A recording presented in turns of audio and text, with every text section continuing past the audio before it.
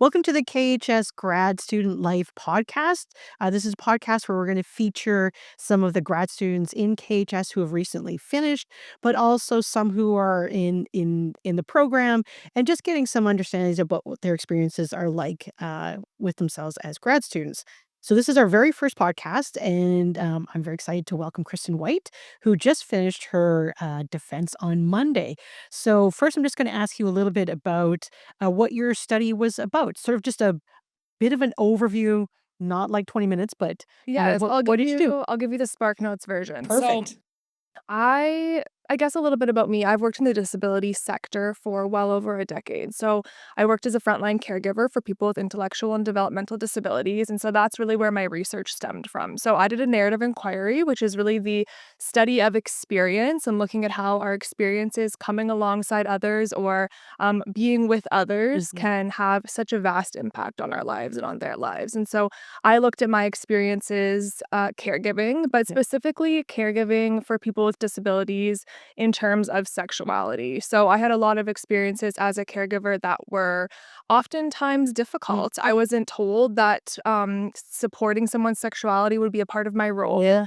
And that led to a lot of hard moments. And so my research focuses on the times that I had supporting sexuality or not supporting Mhm. sexuality and kind of navigating what to do and ultimately just advocating for more training and more support for caregivers and support workers out there. Okay, great. So can you give me a bit of maybe what did you find in the end? What were some of the key findings or sort of things that you sort of learned through this process? Yeah, I mean, ultimately, I learned a lot about myself. I think Yeah. most grad students would say that in terms of the actual research. For me, I learned that it is so important that we recognize all aspects of people and Mm. sexuality, whether we want it to be something Hmm. that's a part of someone or not, it is. And so I think supporting someone in Mm. that, whether it makes us comfortable or not, is something that as caregivers or people in the human services industry Hmm. have to face. I think the other thing that's really important to remember is the way that we interact with people, the way that we speak to people, the way that we approach people can have a vast impact on their lives. And I think treating adults like adults is really important. Yeah. That's sometimes something that doesn't always happen in the disability sector. Ensuring that the words we use, the phrases that we use, even our approach to people is respectful, and keeping that at the forefront of our mind when we are, whether we're caregiving, supporting Yeah. people, or just living life, I think Right. can have such a big impact. Oh, that's great. So you mentioned, and again, I'm aware of this, but just for other people to learn about this, that you use narrative inquiry. Can you give a bit of an overview of what narrative inquiry is about, or more specifically, your experiences with narrative Yes, inquiry? for sure. I will say, first and foremost, narrative inquiry is a complex Yeah. methodology. That's something I learned. My supervisor often reminds me that even she is still making sense of the methodology, and most people will be for their entire academic career. Yeah. It's just it's very complex, and it takes a lot of self-reflection. And I think sometimes as researchers or academics, we're used to maybe a little bit more black and white thinking. For me, I'm such a black and white thinker, and so it took me out of my comfort zone. Yeah. So that's one thing that stood out to me about the methodology. But what I like about the methodology is it really focuses on our lived experiences as humans, and that can be over such a wide range. It's not just having to do with disability. It could be any walk of life that people are in. For me, it was, my experiences caregiving and my experiences supporting people with disabilities and their sexuality. But what I did was I really looked back at the experiences I'd had over the past 10, nearing 15 years. And I looked at the experiences that left me with the most, I would call them tension. That's what we call them in the methodology, but left me with the most difficult thoughts. It left me feeling yucky in certain ways. It left me feeling uncomfortable. Those were the moments that I decided to write about and unpack. So I thought about how the past, present, and future can impact those moments. I thought about how our socioeconomic environment can impact those moments. I thought about how just the places in which we live and work can impact those moments, and how my relation to other people can have such an impact on them. And so we think about things, we call it the three-dimensional space, but that's kind of how we unpack these moments of tension, as we would call them, and use that to kind of drive change and drive social change in my case. That's great. That's a great overview, and I think helpful for other students. So one thing that you mentioned, though, about narrative is that it's a lot of times focused on tensions, which I would suggest probably alludes to more of a negative. Can it also be more positive? Is there a positive tension that could happen? For sure. I mean, people don't have to recount their, just their tension-filled moments. You can also talk about the moments that are filled with grace and joy, and the moments that we learn from. There's so many beautiful moments that I think people can share as well. I try and do that as well. And oftentimes it's learning from those moments. So I see those moments, and we see those moments as lessons and things that we can learn from and grow from. And I think that's very important to recognize as well. So cool. So I know, and I forgot to mention this, but who was your supervisor? My supervisor is Brenda Rosso-Kimball. And what was your experience like with Brenda? Amazing. Brenda, anyone who knows Brenda, she puts her whole heart and soul into everything.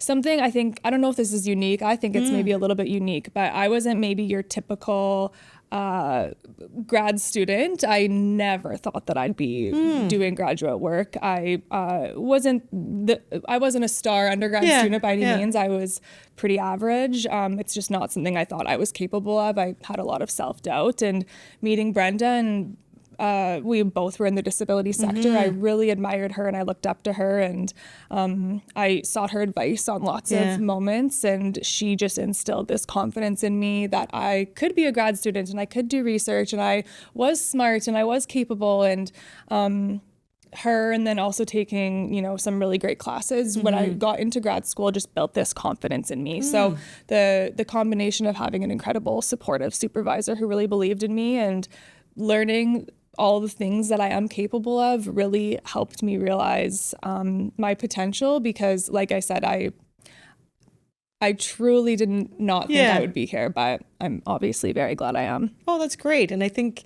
to be fair, I think there's a lot of students that don't ever think about it. But it is also nice to have that support network to really build that confidence to say that grad school is a time of discovery, and it's a time of learning to develop, whether it's the skills or the knowledge or the expertise. So I think there's a lot that goes into it, and it's nice that you had a really positive experience with that. That's awesome. So maybe I'm going to flip that a little bit of sort of also acknowledging that research, whether it's as a graduate student or once you get out, isn't as linear and straightforward and moves in sort of the way that we think type of way. And I'm not trying to do this to say that it's bad, but to kind of dispel that myth. So can you maybe talk a little bit about what were some of the bumps or challenges in moving forward with research for you? Yes, for me, it is very easy to answer this. The biggest challenge is that I have a career. I have a full-time job. Yeah. My job isn't necessarily changing now that I've finished this degree. I just have enhanced skills in the area that I already want to be in. And so for me, the most difficult part was finding the time, and the actual time, but then also the mental energy to work on my classes, or after that to be writing my proposal, writing my thesis. That was really tricky. I spent a lot of time procrastinating and kind of figuring out how I was going to manage my time. Sometimes we just need to figure those things out. For me, I figured out that I wasn't necessarily going to get a lot done in the evenings, but the weekends, especially mornings on the weekends, were my sweet spots. And I almost developed a really nice routine where I have to work outside of my house. So I would come to the school, I would set up in the library, and I would just spend like a greater part of the morning, sometimes the day, depending on how much I needed to get done. That's personally how I work. I know some people prefer to like do a little bit each day. I am the type of person, like I like to just sit down and just immerse myself in my writing and just get a week's worth done in a day. So for me, it was also figuring out the type of student I was. It had been a long time, several years since I had been in school. And like I said, I'm a much different student now than I was during my undergrad. And so figuring out the ways in which I could get things done was a learning lesson. Right. But Yeah. Well, I think you touched upon two things that I think that are really important. One of them is that we do have also a lot of grad students that work full time, and it is a challenge. It's doable, but it's a challenge because you're managing two sort of different bosses or different environments, different things that you have to do, and it's not easy. So thanks for acknowledging that but recognizing you can. But I also love that you focused on this idea about figuring out what your sweet spot is, because I do think that is the hard part of understanding. Like you said, it could be in the evenings, but that didn't work for you. So you had to figure out for yourself, and also realizing you had to get away. You had to come someplace else, but that is what worked for you. So again, I think those are things that you have to learn as you move forward. It doesn't work for everybody, but that's what worked for you. Yeah. So that's awesome. Sometimes it's changing location, understanding, when you're most alert or creative or productive is also really important, but it also means sacrifice. Yes, it does. And I think sometimes I would get into these ruts where I would take a couple weekends off, Yeah. and then I would almost continue to take more weekends off. Yeah. For me, I found the consistency was so important. Like some advice, I remember you had talked about this when I'd taken a class from you. Brenda had also mentioned this to me. It's almost scheduling in your time to write as if it is an obligation, as if it is a job. I really try to embody that. And the more you get into it, then it feels exciting. You're getting things done. You're like, I'm so accomplished. It's a good feeling. Yeah. And when you get out of it and when you take those longer breaks, I mean, of course, breaks are necessary, Yeah. but it's those breaks that go on a little bit too long. That's when you feel so far out of it that it's difficult to get back in. So I think a piece of advice I would say is just keep your foot in it. Even if it's not fully submerged, just keep at least your toes dipped in. Yeah. So you don't get so far out Yeah. that you have to almost relearn what you have done, if that makes sense. Oh, absolutely it does. And I was going to just say that I think that is the hard part, because you always have to come back to like, what was I reading? What was I writing at that time? And that takes so much time and effort. And I think sometimes it is challenging to see this as structured, because this is something you want to be joyful, you want to be excited about, but that structure does help you be more efficient, Yes. keep you going, keep you engaged with it. And you're right, breaks are important, absolutely. Yes. But the longer breaks that you take, the harder it is to get back to that point of momentum and keeping going. So it's a vicious cycle. Yeah, it really is. And something else about me is I work really well with a deadline. I sometimes get my best work done when I feel pushed to have to get something done. Again, not everyone's like that. That's just the type of person I am. And so Brenda and I, sometimes I would say to her, like, please give me a deadline and be strict and don't let me miss the deadline. So also letting your supervisor know what you want as well. Yeah. Like lots of times, yes, we do know our supervisors really well, but sometimes people don't. And so letting them know what type of learner you are, what helps drive you. Some people work really well with a deadline, whereas some people are a little bit more self-sufficient with their deadlines. I love a strict deadline. And so telling Brenda, like, Kate, let's set some dates and let's stick to them was very, very necessary for me. Yeah. And again, I think that's important is to know yourself. And I think being very honest with yourself of, do you need to meet every week? Do you not need to meet? Do you need deadlines? Are you okay without it? Exactly. Do you want people to read it very often, or do you want a full draft before you get feedback? But sometimes we don't know that when we begin. But again, I think once you get forward, it is really important to be honest and communicate that. Yes, that's so true. You do learn those things as you go. Something that I learned kind of in the last couple years of my work is that I much prefer to send my supervisor small snippets of work to get the feedback. And also I think she appreciated it as well, because it was, less editing for her. That to me was better, because then it's not like I was focusing on sending her, 20 pages of work. I was focusing on sending her 1 or 2 pages of work. And then I would send that off. I'd continue my work. She'd edit it, get it back to me. So that was a really good tactic that we had going. Again, everyone is so different. And I think the type of research you're doing would impact that as well. But my work was very text heavy. And so that was kind of a good system that we had going, especially towards the end. Yeah, just that little bits to keep you going. Yeah. I'm going to go back to a little bit about thinking about your project and what you did, and maybe highlight, if you can, what were the things that you think, wow, that worked so well, and I really loved that, and maybe what were maybe a couple of things that if you were to do it again, what would you do differently? It's funny because I took a little bit longer to finish my degree than I had wanted or Sure, imagined. yeah. It's just, That's fine. how it went. So I think for a while I would have said, I wish I would have done it sooner.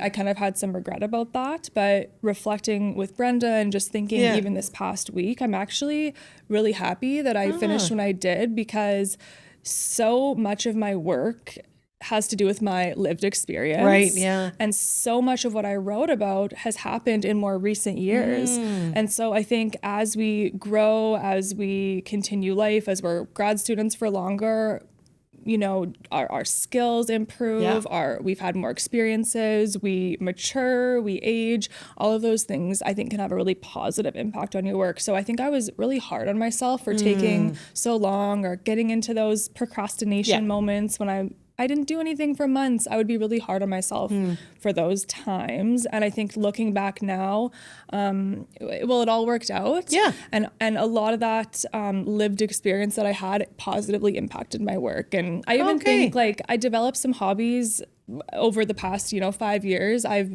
I've become such a reader. I read lots of fiction, and I didn't realize how positively that would impact my writing. My supervisor had mentioned, she's like, your writing has become so great. And I said, I think it's because of all this fiction reading I'm doing. So I think all of these little things that maybe we don't realize that actually can benefit our work, whether we know it or not. So I don't know if I would necessarily change anything in that sense. Yeah. But just things, I guess, hindsight, things you look back on and you're like, oh, it all worked out how it was meant to work out. Oh, that's great. That's sort of a nice way to look at it too. Yeah. That we might regret it or think differently about it as we're going through, but in the end, if you're happy with what ended up happening, then that's great. Absolutely. Yeah. Yeah. Okay. I know you mentioned at the very beginning about some things that practitioners can take away, because really it's a lot of it was focused on your lived experiences. So if you were to speak to practitioners, what would be some things? And again, I think you've mentioned a little bit at the beginning, but to repeat that or give some more specific advice to practitioners about what you learned from your study. Yeah, for sure. So my goal with my thesis was that anyone could read it, whether you are a social worker, a doctor, a medical professional, a caregiver, a parent, someone who has a disability yourself, that you could read it and take something away.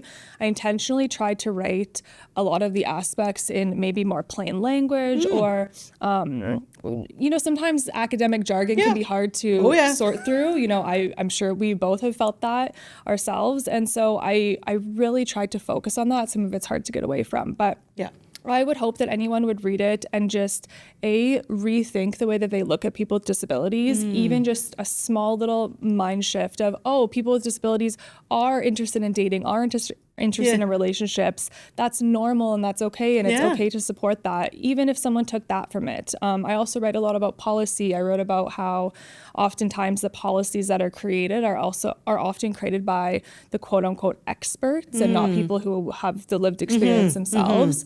And so I think involving people who the policies impact is really, really important, and also creating policies in some of that more easy read format for people who do have different types of skills, reading levels, that sort of thing is very important and often overlooked. And then for me, language is huge. The way we speak to people, the way we speak about people, the way we talk to people can really infantilize them if we're not careful, especially people with disabilities. Right. It's so common to talk to people with disabilities in the same tone of voice we would a dog or a child. And I think getting away from that, again, it's such a simple thing to do, but it can have a really big impact.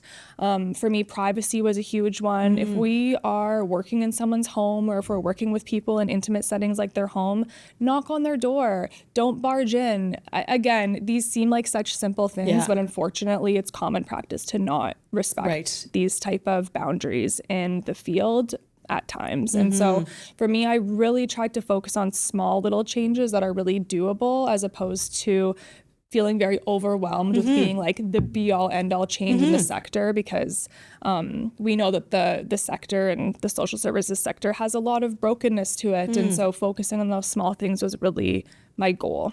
And I think some of those small things are ones that are achievable, they're realistic, and over time, you hope that it does create more sea changes and bigger changes. Yes, and that all those come little with that. things together, they Yeah. put them together, and that's a big change. Yeah. So. Yeah. Oh, that's exciting.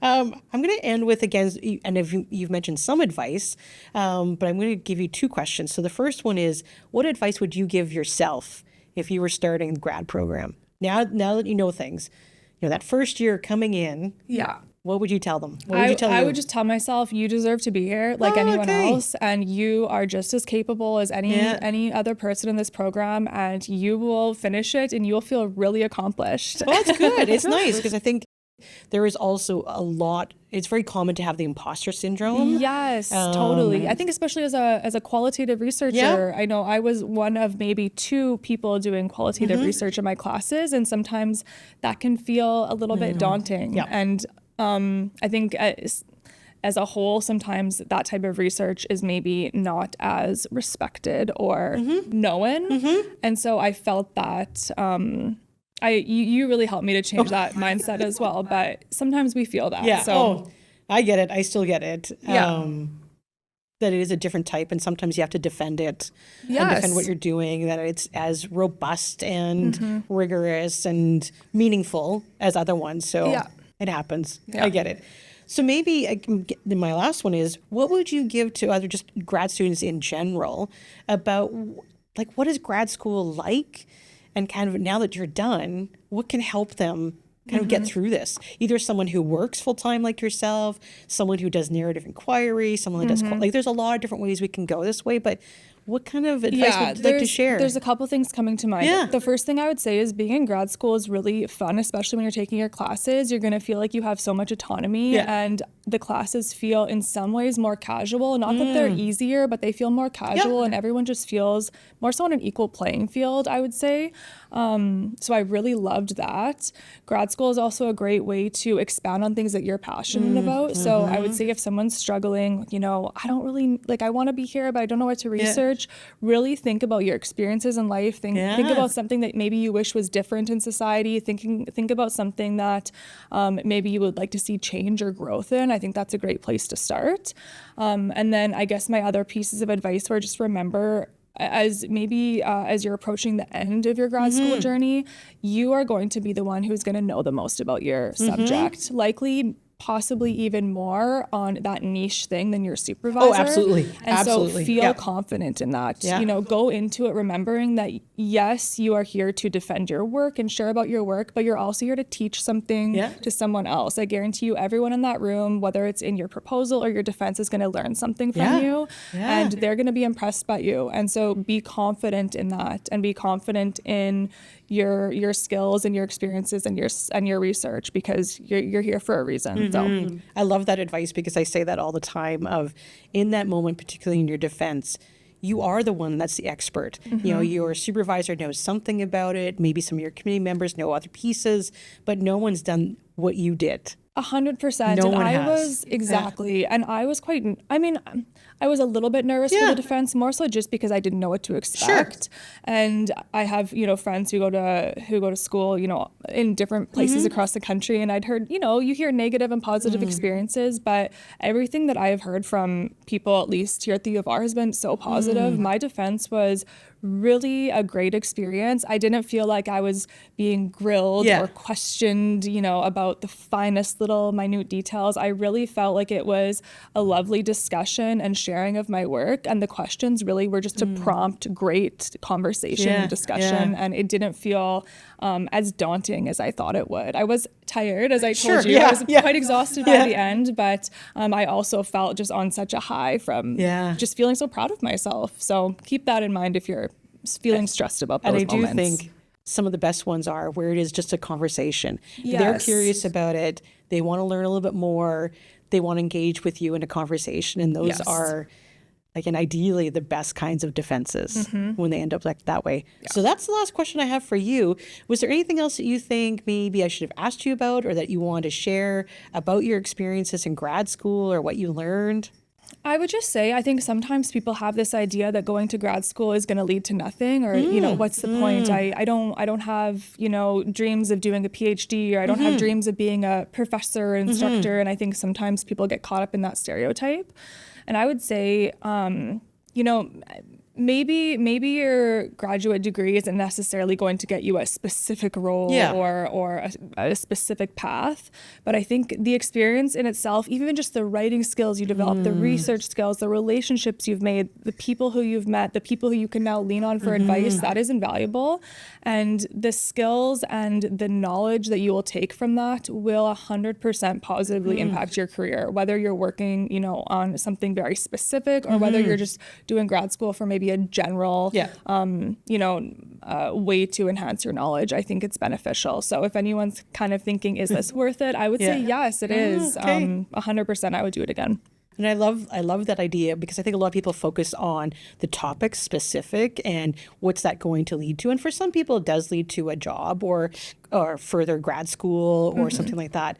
But I think you've also touched upon some other parts of, like, you really do develop as an individual in skill sets that you can use in a lot of places, whether it's about communication, writing, presenting, researching, things like that, the relationship, that they're not going to go to waste. No, not at all. Not at all. Love that. That's great.